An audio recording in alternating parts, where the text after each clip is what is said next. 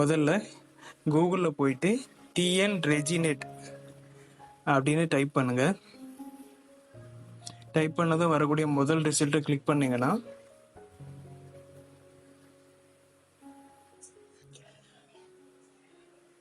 பதிவுத்துறையோட website open ஆகும்.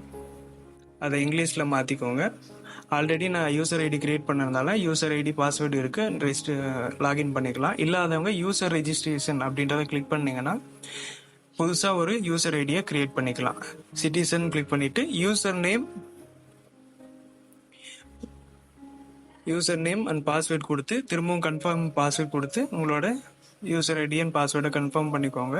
ஒரு nick name security பர்பஸ்க்காக உங்களோட நிக் நேம் என்னன்றதை அங்கே டைப் பண்ணிவிட்டு பர்சனல் டீட்டெயில்ஸ் உங்களோட நேமு, இமெயில் அட்ரஸ் திரும்ப ஒரு வாட்டி கன்ஃபார்ம் பண்ணிக்கோங்க. டேட் ஆஃப் பர்த், என்ன ஜெண்டர், ஐடென்டிஃபிகேஷன் டைப் என்ன, ஆதார்னா ஆதார், பேன்னா பேன், எது செலக்ட் பண்ணுறீங்களோ அந்த நம்பரை ரைட் சைடில் கொடுத்துட்டு உங்களோட அட்ரஸ் டீட்டெயில்ஸ், ஸ்டேட்டு, டிஸ்ட்ரிக்ட், மற்ற டீட்டெயில்ஸ் எல்லாம் கொடுத்துட்டு அங்கே இருக்கிற கேப்சாவையும் அங்கே டைப் பண்ணிடுங்க. மேலே ரிசீவ் ஓடிபி அப்படின்றத கிளிக் பண்ணிங்கன்னா உங்கள் மொபைல் நம்பருக்கும் உங்கள் இமெயில் ஐடிக்கும் ஒரு ஓடிபி வரும். அந்த ஓடிபியை அங்கே என்டர் பண்ணிவிட்டு கம்ப்ளீட் ரெஜிஸ்ட்ரேஷன் கொடுத்தீங்கன்னா ஒரு யூசர் ஐடி நமக்கு க்ரியேட் ஆகிடும்.